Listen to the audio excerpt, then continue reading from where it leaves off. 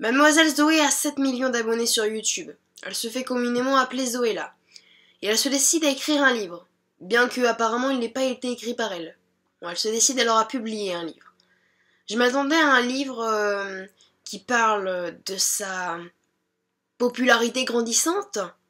Et je me suis retrouvée avec une histoire vachement intéressante, mignonne, sympathique, bien faite. Je vous parle évidemment, vous n'avez pas pu passer à côté, je pense, de Girl Online de Zoé Sugg. Si je vous fais cette vidéo aujourd'hui, c'est pour bien sûr vous présenter le livre Girl Online de Zoé Sugg, mais également pour participer à un concours que la maison d'édition La Martinière Jeunesse organise entre les booktubers, c'est-à-dire que la meilleure vidéo chroniquant ce livre gagnera.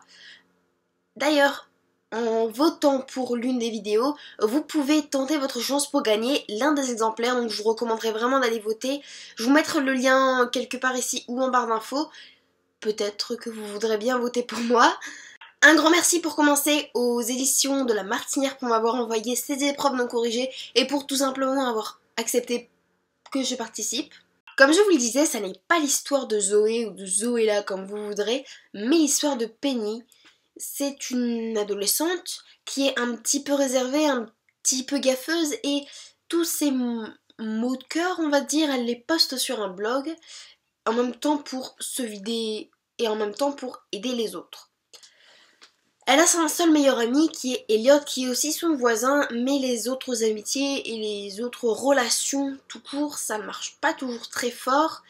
Et un jour, elle va aller à New York avec ses parents dans le cadre de leur travail qui est dans le mariage en général. Je ne sais pas exactement quel métier ils exercent.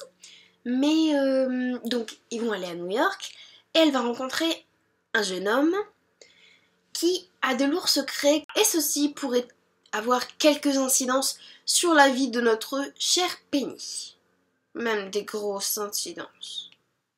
J'ai eu un peu de mal à accrocher au début du livre, mais tout se concrétise une fois qu'ils partent à New York parce qu'avant ce départ, je trouvais que ça n'avait pas grand intérêt et je ne comprenais pas le but, mais tout se concrétise une fois qu'ils partent à New York, donc ça, c'est juste un petit point. J'ai été très impressionnée par une description.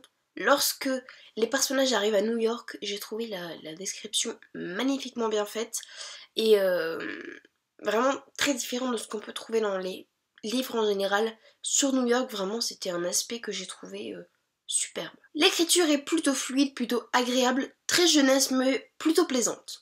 Et j'ai trouvé ça très bien, très bien, de parler d'internet, d'intimidation, d'acceptation d'autrui, d'homosexualité.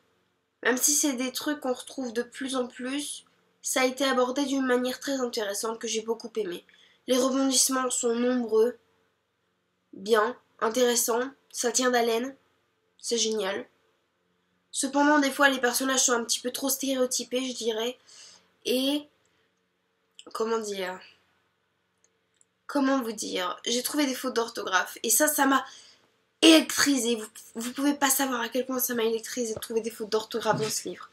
Mais, sinon, c'est un livre vraiment génial que je vous recommande à vous, comme aux plus jeunes que vous connaissez autour de vous, à vos petites sœurs, à vos nièces, je sais pas, mais faites-le lire autour de vous. Et surtout, je dirais entre 11 et 13 ans, parce que ça peut vraiment plaire. Et ça peut vraiment enseigner des choses. Et en même temps faire passer un très bon moment. Je précise bien sûr qu'il n'est pas utile de suivre Zoéla sur YouTube pour lire ce livre. On est bien d'accord, hein?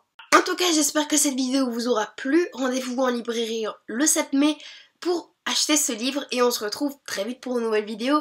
Bye!